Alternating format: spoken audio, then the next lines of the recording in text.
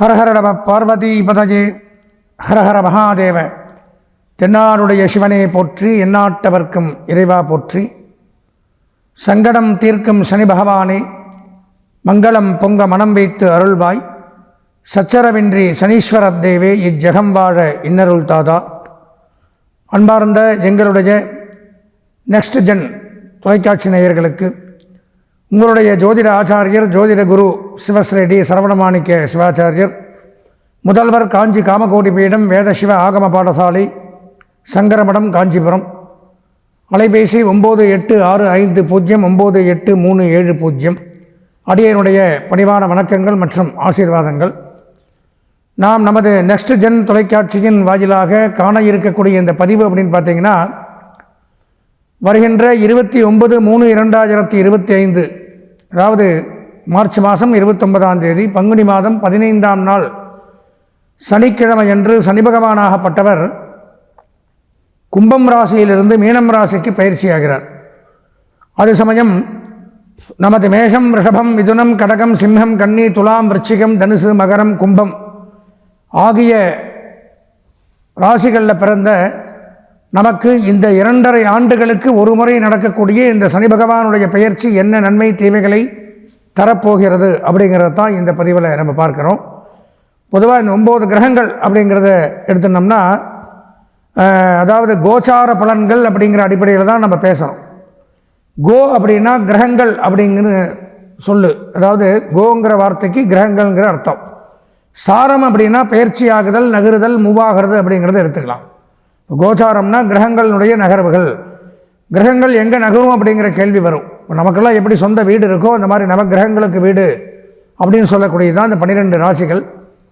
அப்படி பார்க்கும் பொழுது சூரிய பகவானுக்கு சிம்ம ராசி வீடாகவும், சந்திர பகவானுக்கு கடகராசி சொந்த வீடாகவும், செவ்வாய் பகவானுக்கு மேஷமும் ரிச்சிகமும் சொந்த வீடாகவும், புத பகவானுக்கு மிதனமும் கன்னியும் சொந்த வீடாகவும், குரு பகவானுக்கு தனுசும் மீனும் சொந்த வீடாகவும், சுக்கிர பகவானுக்கு ரிஷபமும் துலாமும் சொந்த வீடாகவும், சனீஸ்வர பகவானுக்கு மகரமும் கும்பமும் சொந்த வீடாகவும் கருதப்படுது. இந்த ராகு கேதுகளுக்குன்னு தனி வீடு கிடையாது. இப்போ மே மாதம் அடுத்த பயிற்சி அதுவும் வரும், ராகு கேது பயிற்சி. அப்போ பயிற்சியாகி அவங்க எங்கே உட்காந்துருக்காங்களோ அந்த 2.5 வருஷம் அவங்களுக்கு அது சொந்த வீடு. எந்த டைமில் அவங்க உட்காடுறாங்களோ அது சொந்த வீடு ஆயிரும். ஆனால் மற்ற 7 கிரகங்களுக்கு இது நான் சொன்ன இந்த கிரகங்களுக்கு இந்தந்த வீடுகள் தான் பர்மனண்டான சொந்த வீடு. ஆனால் எதுக்காக இதை சொல்கிறேன்னா, இப்போ நமக்கு சொந்த வீடு இருக்குது அப்படிங்கிற காரணத்தினால நம்ம பிறந்ததிலிருந்து வாழ்நாள் முழுவதும் யாரும் வீட்டிலேயே தங்கி இருக்கிறது இல்லை. பல வேலைகளாக பல காரியங்களாக நல்லது கெட்டதுக்கு அங்கேயும் இங்கேயும் போயிட்டு வந்துட்டு தான் இருக்கும். அந்த மாதிரி கிரகங்களும் ஒரு ராசியை விட்டு மற்றொரு ராசிக்கு போயிட்டு வந்துட்டு தான் இருக்கும். அதற்கு பெயர் தான் பயிற்சி. அந்த பயிற்சி ஆகிறதுல கால அளவுகள் உண்டு. அதாவது ஒரு கிரகம் ஒரு ராசியில் இவ்வளோ நாள் தங்கும் அப்படின்னு, அதாவது அதில் பார்க்கும் பொழுது அதிகப்படியாக ஒரு ராசியில் தங்கி நன்மை தீமைகளை செய்யக்கூடிய கிரகம் அப்படின்னு எடுத்துட்டோம்னால் 4 கிரகங்கள். அதில் மிகவும் முக்கியம் வாய்ந்தது தான் சனி பகவான். 2.5 ஆண்டுகள் ஒரு ராசியில் தங்கி நன்மை தீமைகளை செய்து அதுக்கப்புறம் தான் அடுத்த ராசிக்கு போவார். அதிகம் அவர் தான். அப்புறம் ராகு கேது 1.5 வருஷம், குரு பகவான் 1 வருஷம். அதனால தான் பார்த்தீங்கன்னா இந்த பத்திரிக்கை, ப்ரெஸ், மீடியா, கோவில்கள் இதிலெல்லாம் இந்த சனிப்பயிற்சி, ராகு கேது பயிற்சி, குரு பயிற்சியை மட்டும் கொண்டாடுறோம். இப்போ இந்த சனிப்பயிற்சி அப்படின்னு எடுத்தனால் 2.5 வருஷம் ஒரு ராசியில் தங்கிறதுனால மிகவும் முக்கியம் வாய்ந்ததாக கருதப்படுது. அதாவது அதிக நன்மையை கொடுத்தாலும் கொடுத்துருவார் சனி பகவான், அதிகமான தீமையை கொடுத்தாலும் சனி பகவான் கொடுப்பார். அவர் மாதிரி கொடுக்கறதுக்கு யாரும் இல்லை, கெடுக்கிறதுக்கு ஆள் இல்லை. அதனால தான் சனின்னா பயம் எல்லாருக்குமே. அப்பேற்பட்ட இந்த சனி பகவானுடைய பெயர்ச்சி இந்த ஆண்டு இப்போ நடந்துச்சு, இந்த 2.5 வருஷம் கழிச்சு தான். இப்போ இந்த நடக்கக்கூடிய பயிற்சியின் மூலமாக எந்தெந்த ராசிகள் நன்மையை அடையுது, என்னென்ன ராசிகள் பரிகாரம் பண்ணிக்கொள்ள வேண்டிய ஒரு அமைப்பில் இருக்கும், கஷ்டங்கள் பட வேண்டிய அமைப்பில் இருக்கும் அப்படிங்கிறது தான் இந்த பதிவில் பார்க்குறோம். அதில் பார்க்கும் பொழுது இந்த பதிவை முழுமையாக நீங்கள் பார்த்து இதில் என்னென்ன நன்மை தீமைகள் இருக்குது அப்படிங்கிறத தெரிஞ்சுட்டு நீங்கள் உங்களுக்கு இந்த நிகழ்ச்சி பிடித்திருந்தால் எங்களுடைய சேனலை சப்ஸ்கிரைப் செய்து பெல் பட்டனை அழுத்தி மீண்டும் இது போன்ற நல்ல நிகழ்ச்சியெல்லாம் தொடர்ந்து பார்க்கணும்னு கேட்டுண்டு மேற்கொண்டு நேயர்களே, நாம் பார்க்கறது அப்படிங்கிறது இது பொதுப்படையான ஒரு பலன் தான். இதுவே தான் நமக்குங்கிறது முடிவு பண்ண முடியாது. ஏன்னு பார்த்தோம்னா, இப்போ ஒரு மேஷராசின்னு எடுத்துட்டால் அதில் நீங்கள் மட்டும் பிறக்க கிடையாது. உங்களை மாதிரி பல கோடி பேர் லோகத்தில் இருப்பாங்க. அப்போது அவங்களுக்கெல்லாம் இது ஜென்ரலான பலன் தான். அது போக அவரவர்களுடைய ஜென்ம ஜாதகம், நாம் பிறந்த நேரத்தில் நமக்காக கணிக்கப்பட்ட நம்ம ஜாதகம் தான் நமக்கு 100க்கு 100% நமக்கு நன்மையை தரும். நம்ம என்ன தொழில் பண்ணலாம், என்ன படிக்கலாம், எப்போ இது பண்ணலாங்கிறதெல்லாம் அதை வச்சு தான் நம்ம தெளிவாக தெரிஞ்சுக்க முடியும். இது பொதுவான காம்பவுண்டு மாதிரி, அது சொந்த வீடு மாதிரி. அப்படி சொந்த ஜாதகத்தை வச்சு தான் நம்ம ஒரு முக்கியமான முடிவுகளும் நமக்கு மட்டும் இண்டிவிஜுவலாக தனிப்பட்ட முறையில் என்னென்ன பலன்கள் கிடைக்குங்கிறத நம்ம தெரிஞ்சுக்க முடியும். அதனால் அப்படி சொந்த ஜாதகம் அப்படின்னு பார்க்க விரும்பக்கூடிய அன்பர்கள் கீழே ஸ்க்ராலிங்கில் என்னுடைய அலைபேசி எண் அப்படிங்கிறது 9865098370 அப்படிங்கிற எண் அதில் ஸ்க்ராலிங் ஆகும். அதனால் சொந்த ஜாதகம் பார்க்க விருப்பக்கூடிய அன்பர்கள் தாராளமாக இந்த எண்ணிற்கு தொடர்பு கொண்டு உங்களுடைய முழுமையான சொந்த ஜாதகத்தையும் தெளிவாக துல்லியமாக கணித்து பார்த்து முழு பலாபலன்களையும் தெரிந்து கொள்ள கூறிக்கொண்டு தொடர்ந்து 12 ராசிகளையும் நம்ம விரிவான பலன்களை காண்போம். அன்பார்ந்த எங்களுடைய உத்திரம், ஹஸ்தம், சித்திரை ஆகிய நட்சத்திரத்தில் பிறந்த கன்னிராசி நேயர்களுக்கு வருகின்ற 29/3/2025 அன்றைய தினம் பங்குனி மாதம் 15ஆம் நாள் அன்றைய தினம் நடைபெறக்கூடிய சனிப்பெயர்ச்சி, அதாவது சனி பகவான் கும்பம் ராசியிலிருந்து மீனம் ராசிக்கு போகிறார். மீனம் ராசிக்கு போகும் பொழுது தங்களுக்கு இவ்வளவு நாள் 6ஆம் இடத்துல இருந்து பலவிதமான நன்மைகளை செய்து கொண்டு வந்தார்.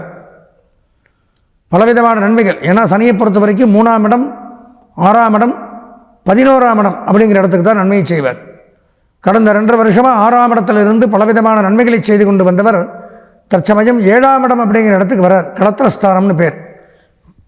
திருமணஸ்தானத்தில் பொதுவாக கன்னிராசி அப்படின்னு எடுத்துட்டாலே கல்வி கேள்விகளில் சிறந்து விளங்கக்கூடியவர்கள், விவாதம் செய்யக்கூடியவர்கள், நியாயத்துக்காக போராடக்கூடியவர்கள், அதிக மேதைகள், மேதாவிகள், படிப்பாளிகள், விஞ்ஞானிகள், ஆராய்ச்சியாளர்கள், கண்டுபிடிப்பாளர்கள், கணிதம், மேக்ஸ் இந்த மாதிரியெல்லாம் அதிலெல்லாம் அதிகமாக விஷயங்களை போக போக வயசாக அனுபவம் வரும் நிறையா. கன்னிராசியில் பிறக்கும் பொழுது ஒரு ஆடிட்டிங், அக்கௌண்டன்ட், எழுத்து, டீச்சிங், ஐடி, இன்ஜினியரிங், கம்ப்யூட்டர் இந்த மாதிரிலாம் நிறையா தொழிலை சாதிக்கக்கூடியவர்கள் இந்த கன்னிராசியில் பிறந்தவர்கள். அப்பேற்பட்ட அவர்களுக்கு இந்த சனிப்பெயர்ச்சி, 7ஆம் இடத்துக்கு வரக்கூடிய சனிப்பெயர்ச்சி என்ன நன்மை தீமைகளை செய்யப்போகுது அப்படிங்கிறது தான். ஏன்னா கடந்த 2.5 ஆண்டுகள் 6ஆம் இடத்திலிருந்து உங்களுக்கு நன்மைகளை மட்டுமே செய்தார் சனி. இப்போ 7க்கு வர்றதுனால நன்மை எதிர்பார்க்க முடியாது தான். இருந்தாலும் என்ன பலன்களை செய்கிறார் சொல்கிறார்.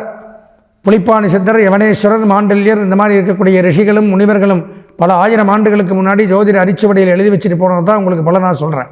இப்போ என்ன சொல்லிட்டு போயிருக்காங்கன்னு பார்த்தோம்னா, எடுத்தோடனே என்ன சொல்கிறார், ஸ்திரீகளுக்கு ரோகம், கன்னிராசியில் பிறந்த பெண்களாக இருந்தால் கண்டிப்பாக வியாதி வரும், நோய்வாய்ப்பட வேண்டிய அவசியத்திற்கு ஆளாகணும்.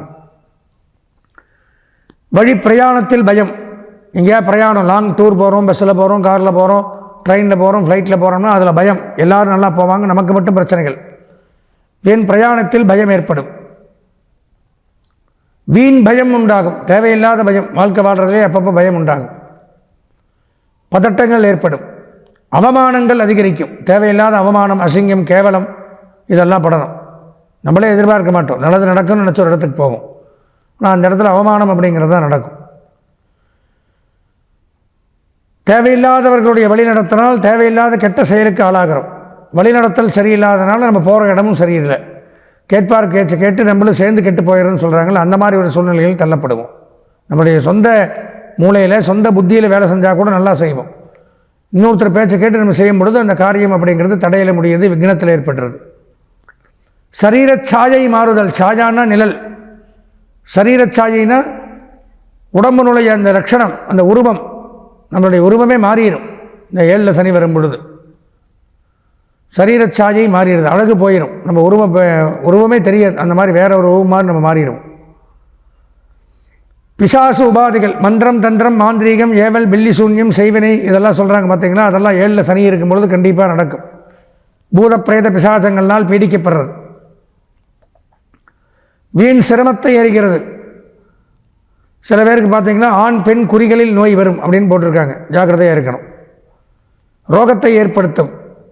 ஸ்திரீ புத்திரன் இவைகள் நாசம். மனைவி, குழந்தைகள் இவர்கள் விட்டு பிரிகிறது. அவங்க யாராவது இல்லாமல் போகிறதால் அவங்களுக்கு வைத்திய செலவு பண்ணுறது, அந்த மாதிரி அமைப்புகள் உண்டாகும்.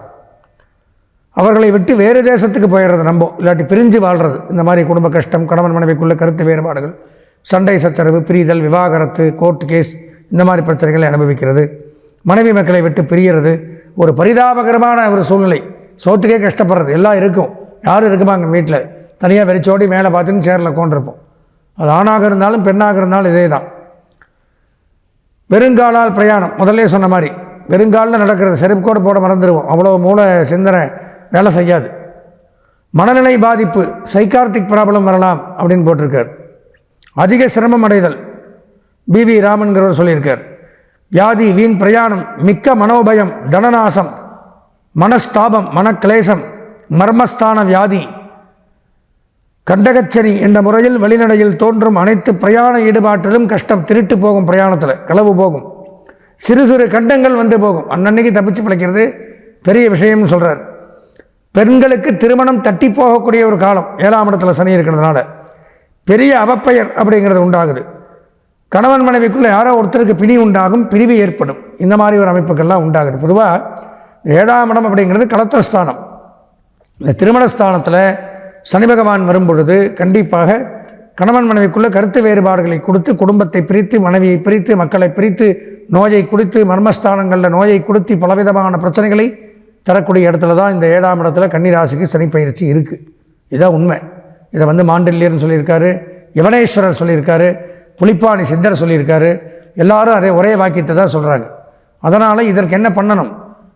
இது கோச்சார ரீதியாக பொதுவான பலன்கள் இப்படி வந்துருச்சு. நாம் என்ன பண்ணணும்னா, நம்ம சொந்த ஜாதகத்தில் சனி பகவான் எங்கே இருக்கார், என்ன நன்மை தீமைகளை செய்கிறார் அப்படிங்கிறத பார்த்தா மட்டும்தான் அதுக்கு விடிவு காலம். அதில் நல்ல இடத்துல இருந்தால் இதை பற்றி பயப்படவே வேண்டியதில்லை. அதுலேயும் தீமை செய்கிற மாதிரி இருந்தால் தான் பரிகாரங்கள் பண்ணணும். அப்போ எப்படி தெரிஞ்சுக்கிறது? அப்போது அவசியம் இந்த ஸ்க்ராலிங்கில் என்னுடைய பதிவை பார்க்க என்னுடைய அலைபேசி எண் வரும். 9865098370. இந்த நம்பருக்கு தாராளமாக தொடர்பு கொண்டு உங்களுடைய சொந்த ஜாதகத்தை அவசியம் ஒரு முறை பார்த்து சனிப்பயிற்சியினால் என்ன நன்மை தீமைகள் அப்படிங்கிறத முழுமையாக தெரிஞ்சுட்டு வரக்கூடிய 2.5 ஆண்டுகளும் சனி தோஷம் விலகி நீண்ட ஆயுளுடன் நிறைந்த செல்வத்துடனும் வாழ வேண்டி இறைவனை பிரார்த்தனை செய்து ஆசீர்வதித்து விடைபெறுகிறேன். நன்றி, வணக்கம்.